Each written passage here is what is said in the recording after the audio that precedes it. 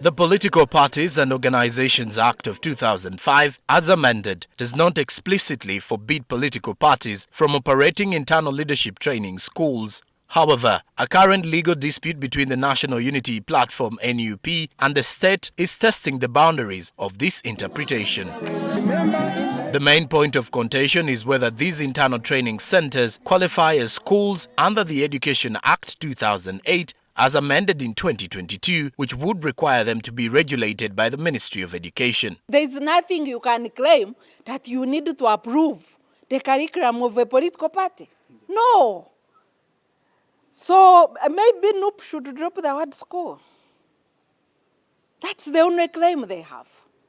And it's unfortunate that for such an issue, when we have platforms of dialogue for political parties like the National Consultative Forum, that such issues could not be raised.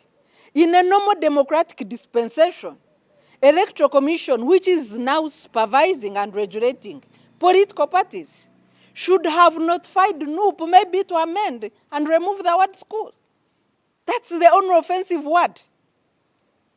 The rest, every political party must have their centers of ideology, must train their membership.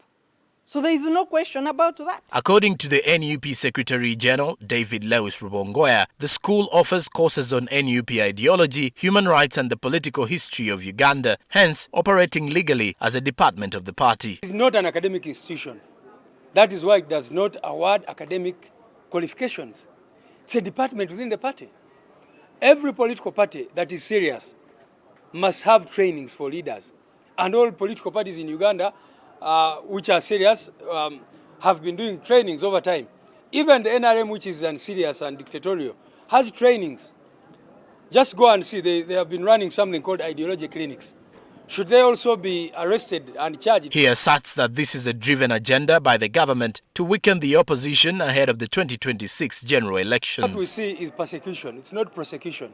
That is why, for example, this charge of unlawful drilling, although it is illegal and constitutional and all that, they're even slapping it on people who never stepped at Kavli on the 12th of February. Comrade Waiswa was not here. Sauda Madada never stepped here. Comrade Kaija Doreen never stepped here. But now, if you read the charge sheet, they are saying that those people were here drilling on that day. Job Kaija from the Uganda National NGO Forum believes this is just a move that has been politically motivated to arrest NUP leaders and those with varying political views from the ruling government. It's quite unfortunate that it appears that anything that the National Unity Platform will try to do, they'll actually be stopped. So it appears the political terrain that we are in as of now is one that only allows a certain viewpoint and it does not allow an alternative viewpoint. So many other things that the National Unity Platform is trying to do are actually being stopped. Now for me, what is actually more worrisome is the fact that the means that are being used to stop them are militant, they are violent. So we are having a status quo whereby the regime is being so militant and repressive to divergent views. Some of the students we spoke to who have successfully graduated from the school argue that the school is fundamental for leaders regardless of the party. They instead suggest that the government should just issue guidelines to support the party's cause. It is true that we want to change government because we are an opposition party and NUP School of Leadership is a department within the party. So we are trained to change leadership legally. We want to shape a nation whereby we have able leaders in the future.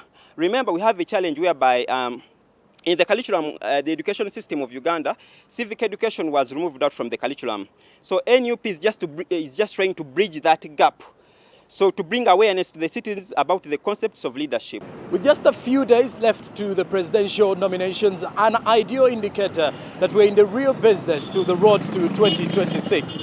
The growing number of opposition leaders and supporters being picked by security operatives on questionable circumstances has created an atmosphere of suspense for those who are vying for political positions, rallying behind opposition parties. Joram Paul Sonko for NTV Tonight at Kavule in Kampala.